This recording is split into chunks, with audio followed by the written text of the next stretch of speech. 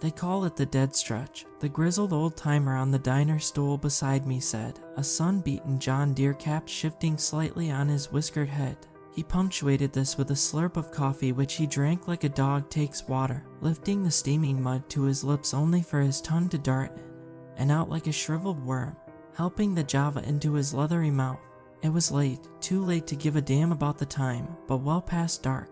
The diner's wrap-around windows framed a wide lot bathed in the black of night, and a drift of snow lit only by the glow of the truck stop's neon sign and the headlights of long haulers pulling in and out. I thank God for all-night truck stops. The coffee tasted like cat piss, and the eggs weren't much better, but it was a glorious break from the endless hours corralling 80,000 pounds of long-haul truck across the country. The dead stretch, I asked, puzzled. I'd driven plenty of roads, most of them as empty and treacherous as my ex-wife, and they bore all manner of strange names taken from trucker colloquialism, but I had never heard of anything called the dead stretch. Yeah, the old-timer said through a mouthful of eggs. Cuts through the Ozarks like a bad girl through a weak marriage. Empty road for 45, 50 miles. Just you and your hula girl.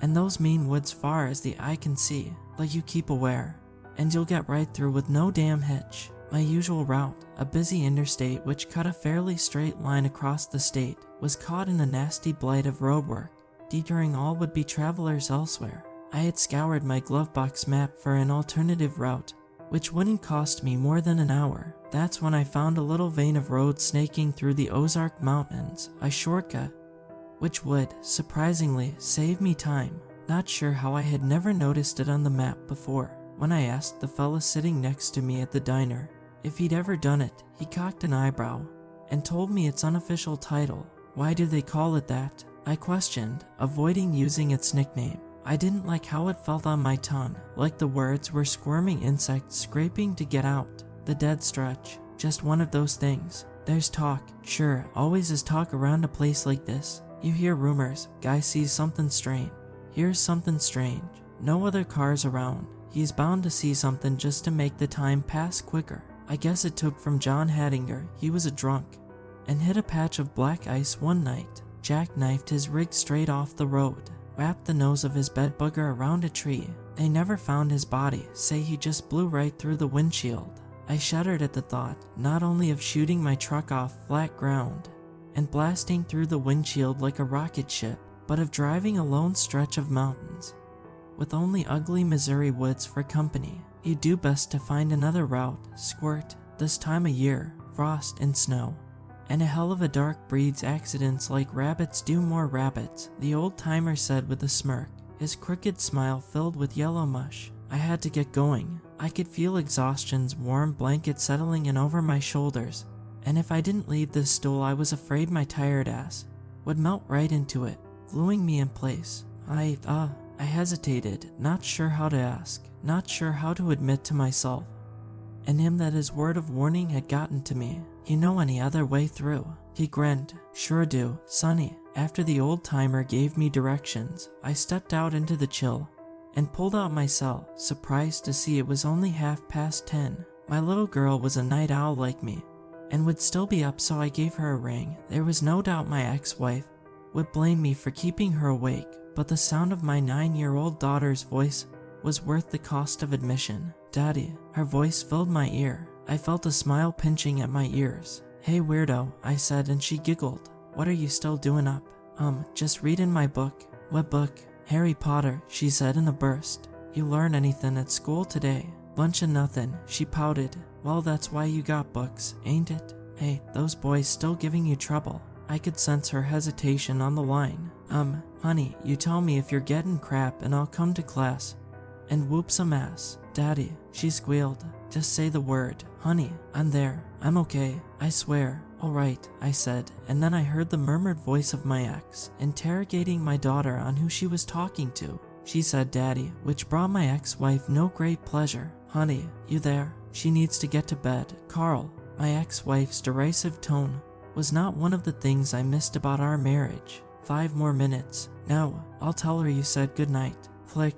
The line went dead. I cursed and kicked snow. I should have pressed harder, should have done more. After all that's happened, I wish I'd just gotten to say goodbye to my little girl. 20 minutes later, I was on the road, a 6-lane highway with sparse traffic scrolling by beneath my feet, the great beast of my truck humming gently as it carried me up the safer road the old-timer had recommended. I was making decent time and was ultimately glad I had heeded his advice and avoided the dead stretch. I was behind an hour or two, but I always valued my safety over time. Speeding was never worth sparing some change on your clock. I felt good, tired, but good. Then I saw the flares, little beads of light burning through the haze of snow spiraling down out of the black heavens. As I drew closer, I saw the extent of the damage. The flares drew a crude outline around an ancient pine tree laid across the road. This massive obstruction blocked all 6 lanes of traffic, a snarl of roots dangling from one end, a spread of pine branches from the other. There was a state trooper in his cruiser directing people to turn back, and when I asked, he told me the road crews wouldn't be out to clear it until morning. I was screwed, late, tired, and screwed, and there I sat, cursing God's name as I flipped ass back the way I had come, back toward the road that would take me up the dead stretch. The dead stretch was a narrow strip of 2-lane blacktop, slick with ice, which carved a path through the rocky, wooded Ozark Mountains. It rose at a steep incline, carrying me up into the mountains and toward my destination. I eased back on the gas, remembering the old-timer's story about that guy who wrapped his truck around a tree and drove with both hands firmly on the wheel. There was no other traffic. I was totally alone, and then I wasn't. I saw the first shape about 12 miles up the road. I'm not sure of altitudes, but I was high up. The road curved here and there to accommodate the craggy landscape, and a high-visibility metal retainer ran along the lane, which streaked along a sheer drop. The snow had thickened, well on its way to becoming a full-blown blizzard, and my visibility was shrinking to the 15-foot cone of light my brights lanced ahead. I was approaching one of those curves in the road when I saw it. The road, which was planning to take a harsh left just ahead, ended abruptly in a collage of high-visibility warning signs telling me to turn. I had plenty of time to make the curve and had eased the gas even further back, slowing to a crawl, when I saw the spider-like shape skitter over the reflective signs. It was lithe and quick, moving on a multitude of stick-like, jagged limbs which carried its furry brown body like a monkey from here to there in the blink of an eye. My headlights caught its eyes, and they glowed like white-hot pinpricks, and then it was gone, slithering over the signs and disappearing down the face of the cliff. My heart shot into the red line, thudding in my chest like the strides of a racehorse. I could feel my throat tightening, could feel fear squeezing my heart in its icy grip. My truck was still shooting forward, straight towards the edge of a cliff. And the thing I had seen. I pumped the brakes in time, skidding safely to a stop.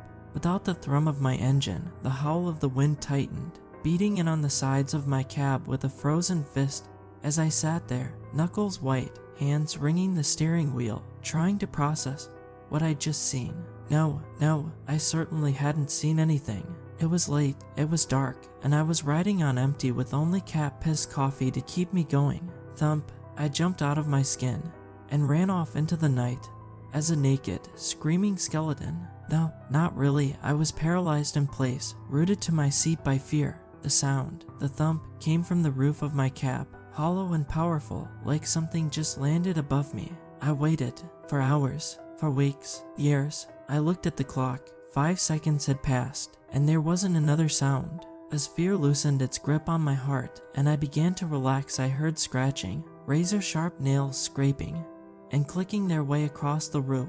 Slow, deliberate, making their way towards my windshield. My whole body tense like an overtuned guitar string. I was vibrating with terror. It was swallowing me. I couldn't move, breathe.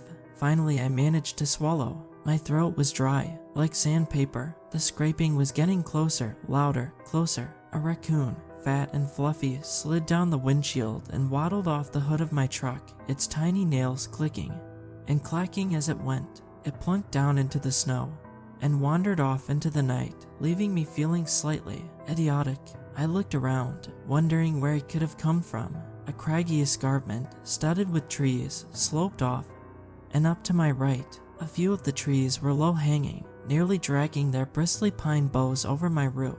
It must have fallen from one, just dropped, and crash. The horror came erupting through the passenger window in a sudden burst of noise and movement. I was showered in glass as the blizzard came blasting into my cab, whipping bullets of snow against my cheeks as the horror, lunged for my throat. I instinctively jerked away as its gangly, sloth-like arms swung from my neck with huge, hooked claws. It was snarling, shrieking, its pinched bat-like face twisted with hatred and primal hunger, eyes beady and black, mouth a gaping, toothless cavern of rough gums which clamped open and shut like an industrial press. The putrid reek of rot, warm and pungent, flooded the cab from those snapping jaws as its front two pincers swung wildly in a crazy attack.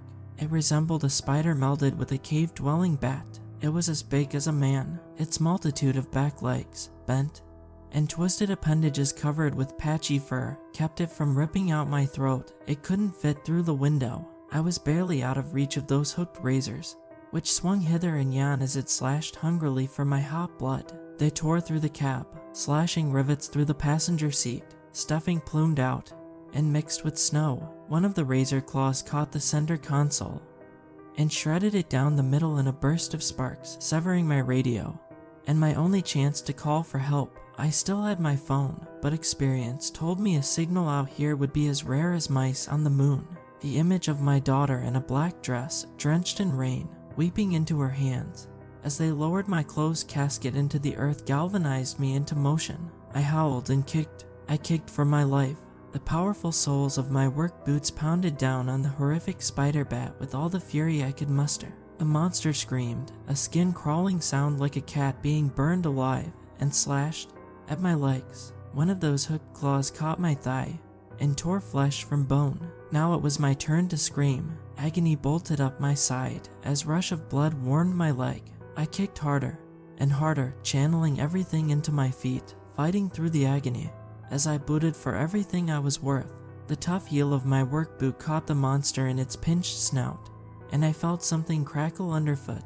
I kicked again in the same spot and felt a sickening crunch, like stepping on broken glass, as the spider bat's face crumpled inward. The creature howled and withdrew into the storm, its hateful face glistening with black blood, its eyes bright and baleful as it faded off into the swirling white noise. With the storm screaming in my ear, a light dusting of snow now coating the inside of my cab, I threw my truck in gear and eased off down the road. I hit the turn as my speed picked up, slowly and surely urging my mechanical beast into a gallop.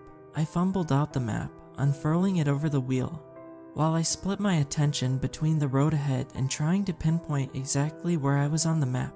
I looked down at my leg and immediately regretted it. The wound was a snarl of flesh with a sliver of white bone peeking up through, drowning in blood as a hot trickle ran from my veins and coated the seat in warm syrup.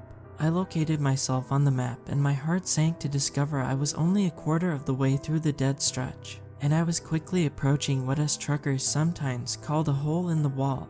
I was approaching a tunnel. As I approached the hole in the wall, a sound cut over the howling wind, a blood-curdling shriek. Then another came, joining the first, and another. Soon dozens of them were overlapping in a cacophony of madness, like a band of wolves calling to their mistress the moon. But these were no wolves, and they were calling to me. As I approached the tunnel, which bored a two-lane hole through the center of a tremendous mountain, I heard the shrieks getting closer, closer. The denizens of the dead stretch were coming for me. If only I had stopped there, maybe I would have found a quick and painless death. Instead, I continued toward the tunnel, and a horror beyond my wildest nightmares. The shrieks were closer now. The monsters of the dead stretch howled in hateful unison as they flooded en masse down the rocky wall that rose to my left and up over the sheer drop that fell away to my right. Raw terror filled my guts like ice water. I could see them in my side mirrors, shapes too many to count, racing along in an attempt to match speed with my truck. And they were gaining on me. Scores of them overlapped like a thick stream of ants. Spider bats, I thought and shuddered, picturing the man-sized creature with too many clawed arms that had attacked me, that were now chasing me in a race of bloodlust. I plowed forward up the road. The needle of my speedometer was steadily climbing from 30 to 40 to 50 as I raced toward the gaping mouth of the tunnel that communicated through the mountain. The blizzard was worsening. I had a sinking suspicion that I was still driving at an incline, rising higher into the mountains, into the dead stretch, with every passing second. Blizzards were always worse higher up. The snow had become a churning wall of white that engulfed my world, snapping around with the fury of God. The gale force wind was screaming. It was bad conditions made worse, much worse, by my rising panic and the horde of beasts chasing me with their infernal cries. My palms were sweating on the wheel, which seemed impossible given the cold. I had to adjust my grip to ensure the wheel didn't slip sideways and send me crashing to my death. My visibility was shrinking every second. My headlights were being whittled down by the storm. I shouldn't have been able to see the tunnel entrance through the thickening flurry, but I did. I could. It loomed ahead like a pair of open jaws waiting to swallow me whole. The tunnel mouth reminded me of a black hole, and I felt trapped in its gravitational pull. I was panting, part cold, part fear, taking deep pulls of frosty air in an attempt to keep myself lucid as, wham, one of the spider bats landed into my cargo trailer. Then another, wham. I checked the side mirrors and saw the two multi-legged creatures clawing their way up the side of my trailed towards my cap. I floored the gas. The speedometer rose from 50 to 60, and the tunnel grew. I wouldn't make it. They were closing in on me. My hands tightened on the steering wheel. The spider bats with their pinched faces and bent limbs were getting closer and closer, reaching for the windows, their arms throwing shadows into the cab. And now they were here. I blew into the tunnel and heard two sickening thuds as the tunnel wall swept the creatures off my truck.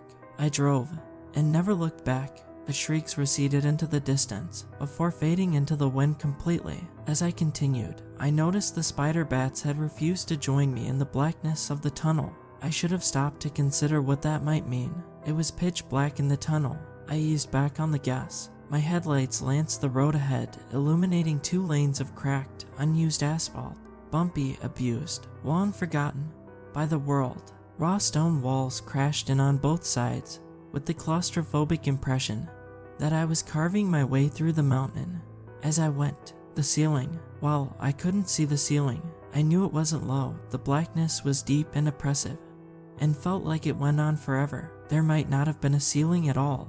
I had a dreadful feeling that I was driving beneath a great abyss. My bladder went weak at the thought of what might be thriving in its disquieting depths. The noise had died down. The spider bat's shrieks had stopped, and the wind had taken a muffler, suffocated into a distant drone by the tunnel. The familiar hum of my truck's engine was a comfort. The cold was bad, but I didn't feel it. I thought I was home free. I was so very wrong it hurts. It was the last mile, and then I nearly crashed. The old, battle-scarred pickup truck was sitting at an angle over both lanes of traffic. I had only been going about 30 miles per hour, but I hadn't been paying attention, lulled into a trance by my blood loss and the monotony of straight, empty road. I had been traveling the space for a while and had just zoned out, the way you do sometimes.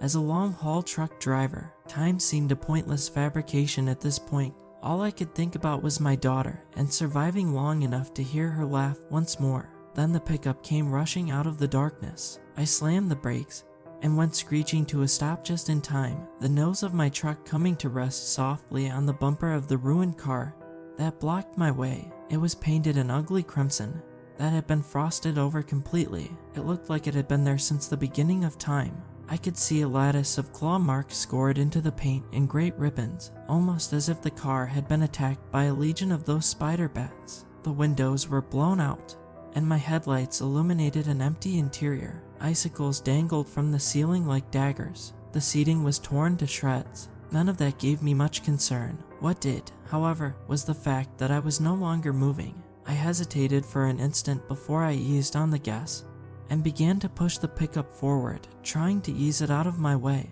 It was a terrible idea. As I urged the pickup ahead, it began to shift sideways, both bumpers scraping the walls as it turned at a parallel until it came to rest sitting horizontally over both lanes of traffic. It was stuck, wedged between the walls of the tunnel, and completely unmoving. I stopped, sat there, coming to terms with what I knew this meant. It meant that in order to move past, I'd have to get out of my truck, secure the pickup to my winch, and reverse until it was dislodged and out of the way. I figured I'd also have to detach my trailer. It would only slow me down and make my journey to salvation that much harder. Damn, I realized with a start my leg was still bleeding. I hadn't severed an artery. If I had, I'd be dead already, but it was a nasty wound, and I took a moment to cinch it tight with my belt. I felt a flash of pain and grunted. Then a warm numbness settled in as the blood loss slowed. I looked back at the pickup, hesitating at the idea of abandoning the safety of my truck for the cold darkness of the tunnel. There was no point in putting it off any longer. I grabbed a flashlight and tire iron from the console and stepped out of my truck. The first thing I did was angle my flashlight skyward. I was right, there was no ceiling. The tunnel walls stretched up maybe 20 feet before opening up into a vast, ineffable cavern. I couldn't tell you how big or small the space was. My flashlight beam melted out of existence, not finding any ceiling or walls beyond the ones to my sides. I shuddered, feeling the distant but familiar terror of a child, small and tormented by the dark, or perhaps the not-so-familiar terror of a grown man caught in the belly of a mountain.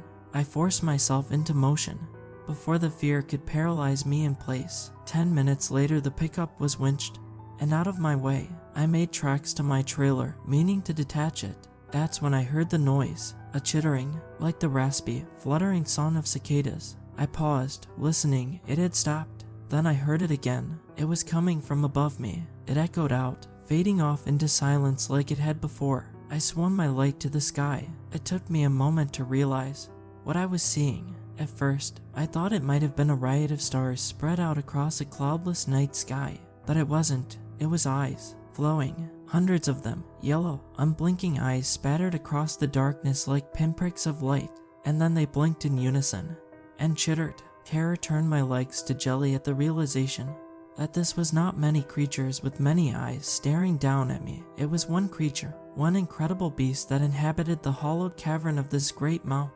I had to go, right now. My trembling hand reached for the pin that would uncouple my trailer. That's when the tentacles shot out of the darkness above me. I ripped the linchpin free, releasing the trailer from my cab as a dozen tentacles, black and scaly, lanced down out of the abyss like coiled snakes snapping on their prey. They were as thick as tree branches, tipped with a sunken mouth of needle-sharp teeth. I realized the eyes were inside the mouths, sitting at the end of some awful esophagus like a tunnel of light. I screamed and batted one away as it shot toward me. It withdrew and coiled up as another tentacle came surging in from my left. I lunged for the driver's side door and felt my feet go out from under me in a bright flash of pain. There was a whoosh of hot air from my mouth as the ground slammed into me and ripped the breath from my lungs. The tentacle that had swept through my feet snapped forward. I rolled, dodging its snarling mouth even though I was suffocating. I was drowning on dry land. The air had been sledgehammered from my lungs. I forced my body into motion, pulled myself up into the cab. I could hear the chittering cry of the tentacles, and turned, batting one in a tight arc with all the strength I had. The tire iron caught the tentacle just above the mouth. Wham! It severed with a great tearing sound, like ripping paper, and I felt a hot rain of goo splatter my cheeks. The other tentacles chittered in pain, and I looked up to see the squirming spaghetti shapes of dozens, scores, of tentacles come surging toward me. I dove into the cab and slammed the door, keying the ignition as a chittering tendril shot through my broken passenger window. I cried out in disgust and hacked at it with the tire iron. Warm mucus splashed the cab. A reek like moldy cheese burned my nostrils as the tentacle crumpled and splattered under my blow. I was roaring, fear, pain, and anger channeling themselves into a guttural yell as I kept hacking and hacking. The tendril fanned around, trying to withdraw, pounding into the seat's windshield.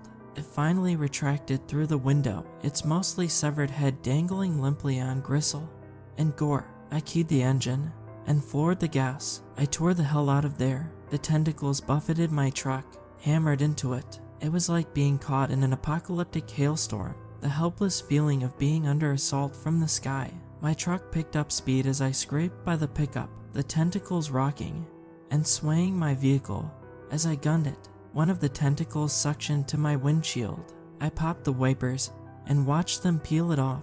I could see the end of the tunnel now, could feel the world undulating beneath my feet. It felt like I was sailing stormy waters. These things were trying to capsize me. I eased the wheel to the right, pulling my truck as close to the rocky wall As I dared, I listened with sick satisfaction as the tentacles were torn away by the wall, shrieking in pain, and then I shot out of the tunnel. I had the side mirror and saw a mass of tentacles lash out after me before withdrawing back into the deep darkness of their home. The blizzard had parted like a curtain, revealing the moonscape I found myself in.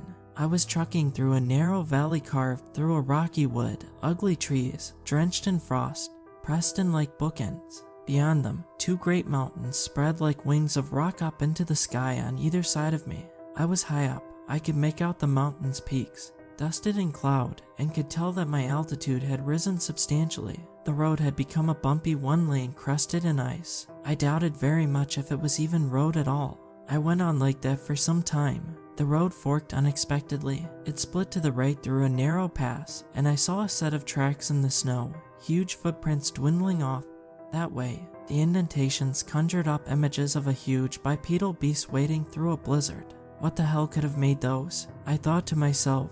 To the left, the road continued onto an ancient bridge, steel and wood warped by weather, extending a finger of land across a vast cavern. I went left, toward the bridge, figuring it was a better bet. Bridge meant humanity. Humanity meant finding my way home. But as I drew closer, I saw the floor of the bridge had collapsed long ago. It was completely impassable. I slowed my truck to a crawl, and then a stop, and sat there in hesitation. It was cold, so cold. I was shivering. I hugged my heavy Carhartt coat a little tighter, and after a while, threw my truck in reverse, and went back toward the narrow pass, and whatever horror had made those incredible footprints. After the spider bats and the beast in the mountain, the last thing I expected to find in the dead stretch was a cabin. I had been headed up the narrow pass for a long while, certain I'd get stuck. Rocky canyon walls eased in on either side, and there were a few points where I found myself dangerously close of grating to a stop. I was hoping the cold would freeze my racing mind, but it didn't. I thought, and I thought a lot. I thought of my daughter, but when her image came to me, she wore the twisted, pinched base of the spider bat and the flickering tentacle arms of the mountain dweller. I slapped myself, and the image faded away like an old Polaroid. I thought about those massive footprints I'd seen leading this way, and wondered what might come next. Surely something to rival the awfulness I had encountered before, something that would end me once and for all. But no, my truck crunched out of the narrow canyon, and I found myself at the base of a naked, snow-covered hill. This winter wonderland bore none of the ugly landmarks that had come before. It was a smooth mound of unblemished powder supporting the biggest log cabin I'd ever seen. Smoke, warm and black, rose from the cabin's chimney in thick tendrils, and firelight throbbed behind the windows. Warmth, I thought, and nearly cried of joy. I don't remember driving up the hill, nor staggering from my truck and collapsing at the cabin's front door. But as soft curtains of darkness closed over my vision, I found myself curled up on a welcome mat the size of a dining table. It read, "Freeze to meet you." I thought that was a silly pun, before darkness swallowed me, and I thought no more. "Are you Santa Claus?" was all I could think to ask. Warmth was a strange feeling. I had awoken in the cabin, my leg bandaged, and for a terrible moment I felt like Alice after taking the drink me potion. The world around me was far too large. The cabin, too big for any human, was barren, lopsided, and built from hand. I was on a massive, moldering couch in the main room, which was sparse and had little in the way of landmarks. There was a kitchen table and stew frothing in a dented pot over the raging flames of the hearth, and there was a dark hallway which split off towards the bedrooms. I only glazed over these because the biggest man in the world was sitting across from me. He must have stood, Jesus, 11 feet tall, built like an old circus strongman with a head of wild, white hair. His cheeks were rugged and snow-whipped, and frizzy white mutton chops shot out at weird angles from a face cut from granite. Big tufts of coarse, snowy hair sprouted from the cuffs of his patchwork flannel, which produced thick hands the size of catcher's mitts. All I could was to ask if he was Santa Claus. For a second, anyway, I thought he very well could have been. "No," he answered, in a voice like boulders rumbling. "I'm a Yeti." He could have been a man. When he spoke it was slow and deliberate, and I saw big, square teeth, except for the canines, which were hooked fangs, tucked into fat, pink gums. He moved deftly, which was oddly unbefitting of a man of his size, of a thing of his size, rather. He poured me a bowl of the best tasting stew I'd ever had, and he sat, and we talked. "What is this? It's delicious," I asked, swallowing a mouthful of the thick, hot stew. "Snow elk stew," he replied. "They come through in herds, fewer and fewer as the years go on, but the meat isn't bad." He told me the history of his people, and I listened in silence as he spoke of the village of Yetis, who had once ruled this side of the mountain, and how they were no more. "All gone now," he said. "I'm the last, and soon I'll join them, frozen bones entombed in ice." I asked him of the creatures I'd encountered, and for the first time he seemed to tense up, giving a vague, half-baked reply. I asked for his name. "He couldn't pronounce it," he said. He didn't ask for mine. The more we talked, the less perfect this little slice of warmth seemed. Something felt off. The air was stale and ripe and gave the impression of death nearby. He was aloof, and at first I attributed that to his nature, but the longer we spoke, the more I suspected he was hiding something.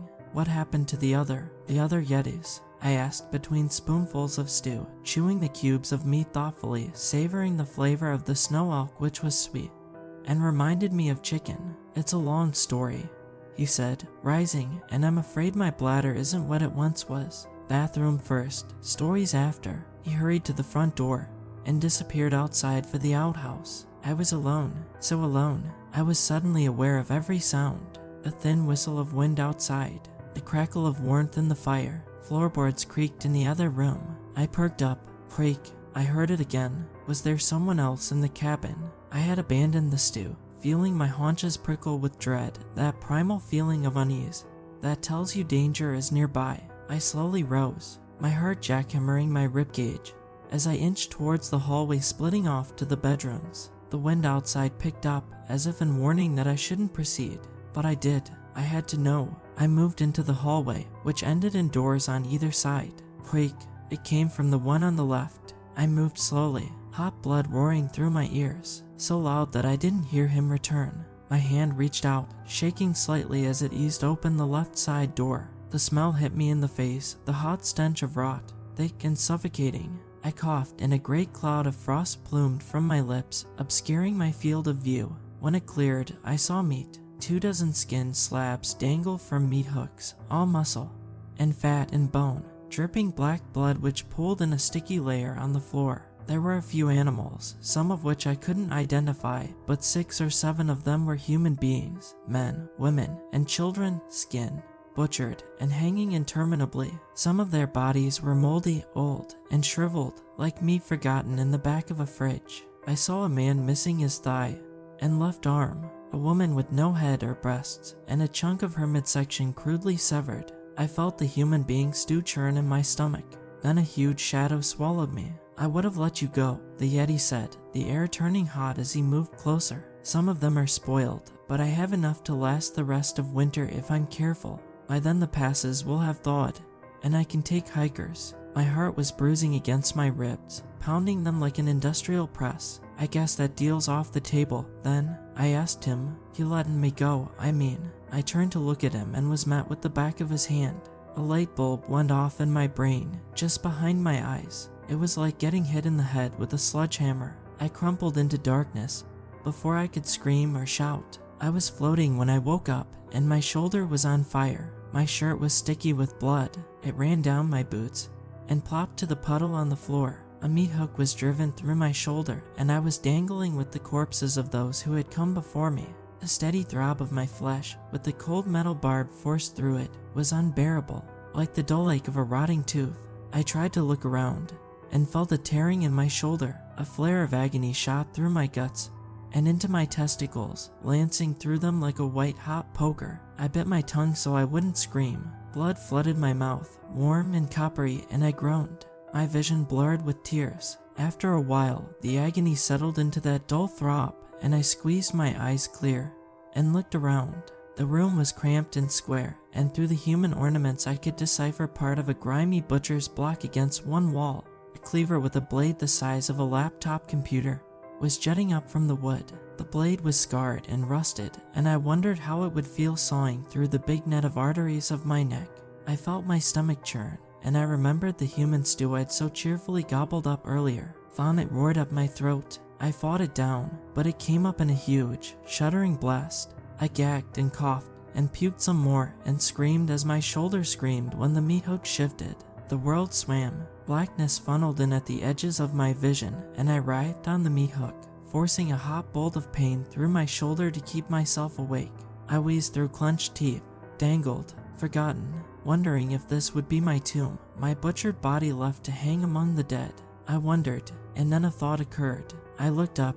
I saw icicles dangling from waterlogged rafters, and hooks bolted to the ceiling from which the meat hooks hung, their eyelets threaded through the little rusted fingers secured to the wood.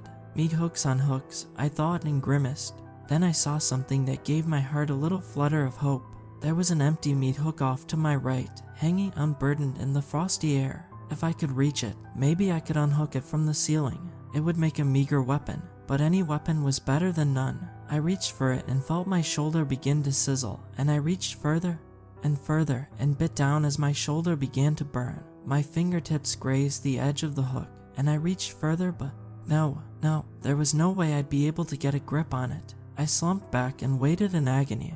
As the pain in my shoulder receded to that dull ache, I would have to build momentum, like a kid on a swing, going up and up, in order to reach it. I was summoning the nerve to try when I heard something that made my stomach drop. Footsteps in the outer hall. Thump, thump, thump. I didn't think. I swung for the meat hook. Pain shot through my shoulder, an agonizing rush that lit up my whole side. I ignored it and I swung. Thump, thump. The footsteps closer now. I grabbed for the hook, but I wasn't close enough. Thump, thump, just outside the door. I swung. I kicked my legs. I swung, biting down on my tongue, smothering a scream. I grabbed the meat hook and fell back, concealing it behind my back. The Yeti lumbered in, just as I was steadying myself on the body beside me. He paused and looked up at me, and just when I thought I'd been caught, I saw there was sadness in his eyes. "I'm sorry," he said, and trundled over to the butcher's block. Thunk. He pried the cleaver free. My palm was sweating, and I tightened my grip on the meat hook held behind my back. "Please, I have a daughter." "So did I," he said. "So did I." He waded through the hanging bodies and stood before me. "Can't you?" I choked on my emotion, hot tears sledding down my vomit-caked mouth. "It'll be quick."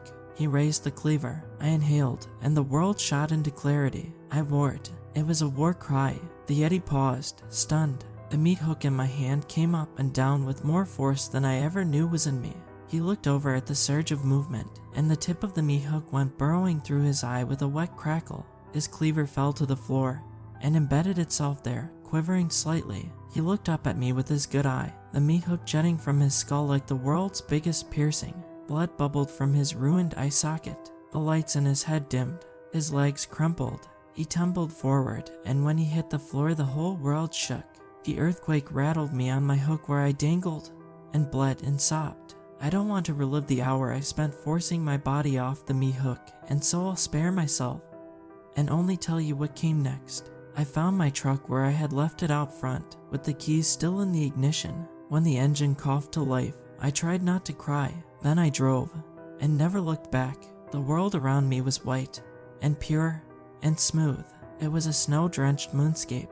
There were no mountains or trees or rolling hills to blemish it. The sky was pure and black, with only an icy rind of moon to cast my world in silver. I drove this way for a while.